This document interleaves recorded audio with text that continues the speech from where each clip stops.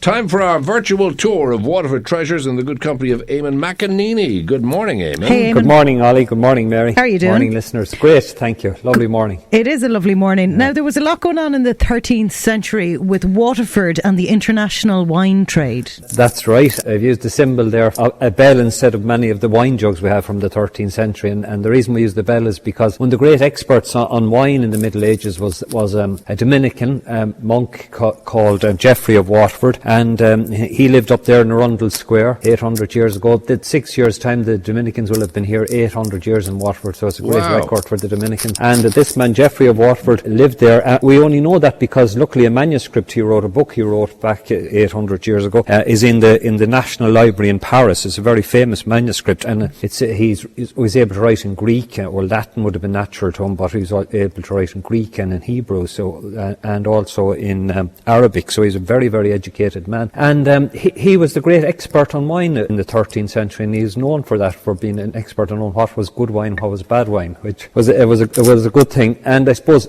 the Blackfriars were educators. The Franciscans looked after the poor, and the Blackfriars were educators. And that's why when people go to graduate in universities today, they wear black gowns, because the Blackfriars obviously wore black cloaks, and that's where that comes from. But back in the 13th century and in the rest of the Middle Ages, we didn't have tea or coffee, so literally everybody drank wine. It was a good excuse, Eamonn. Yeah, it was a good excuse. I heard someone saying there, if the pubs don't open soon, Ireland will have an alcohol problem if the pubs don't open. But in the Middle Ages, like, everybody drank wine, and simply because tea and coffee hadn't come to Europe, and the water, remember there's 15 graveyards, everyone had a pit in the end of their garden, which was their toilet and their waste heap. There's no such thing as somebody come along to take away your waste, and no sewerage system. So water was contaminated from all that going into the ground, and so everybody drank wine. And the great thing about Waterford was we imported more wine in Waterford than any place else in the country. And I suppose it's strange for us to imagine, but actually we still have the wine records for 700 years ago telling us how much wine was imported in, and Waterford imported more than any other port in the country, simply because, of course, we were the nearest port to France, where the wine came from, and also because the King of England, and we still have the charter which he gave us in 1232, and that charter said that we only paid half the tax on wine, and the tax on wine was 2 barrels of wine for the king, one to be taken from before the mast and one taken from behind the mast, and that way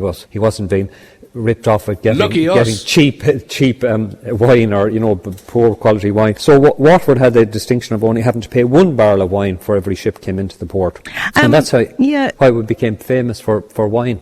It must have been quite cheaply bought back then, if kind of the masses were drinking it, essentially. Oh, it was, yeah. Yeah, it would have been, because you think France would have been the great wine producing area. There's even wine made in southern England because the weather was a bit warmer in those times. So it was fairly cheap, but not. And obviously, of course, the rich people got the better wine and all the rest of it, and there was all that sort of thing went on. But it's interesting that Geoffrey of Warford, I know a lot of experts up until fairly modern times, up in the last few years, used to think this Geoffrey of Warford fella, was he really in Waterford? Did he really write this book in Waterford? And a small little place on the edge of Europe that doesn't grow the vine, and we found out he did, in fact, because we know that he co-authored it with another man who has a Flemish name, and so people say, no, maybe it was written in Flanders and in present day in Holland, but of course we were able to trace the other man who wrote the book with him, being an official here in Waterford Council. So they were collaborating on this journey into the wine trade. So it's nice to be able to prove that it was written here in Waterford. Was it mostly red or white wine, Eamonn? It would have been red wine would have been the big thing. And there's a very interesting story.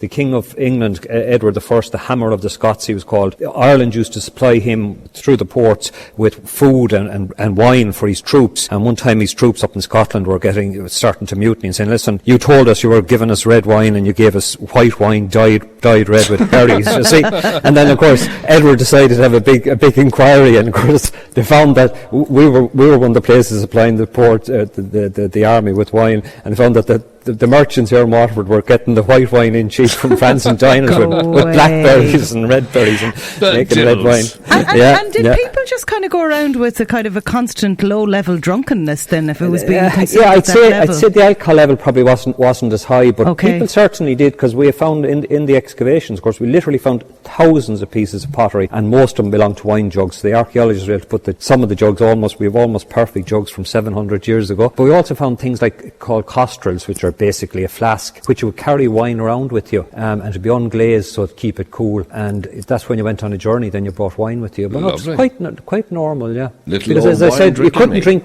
drink the water unless you were near a stream or something that you knew was fresh. It wasn't contaminated. No, it wasn't contaminated. That's where we're going to leave it, man. But listen, really appreciate that interesting look into the past yet again through the eyes of Waterford treasures and your good self. Thanks a million, McEneaney. Thanks, Eamonn. Tomorrow. Thank you. Bye-bye. Thank you, Mary. Thank you, Ollie.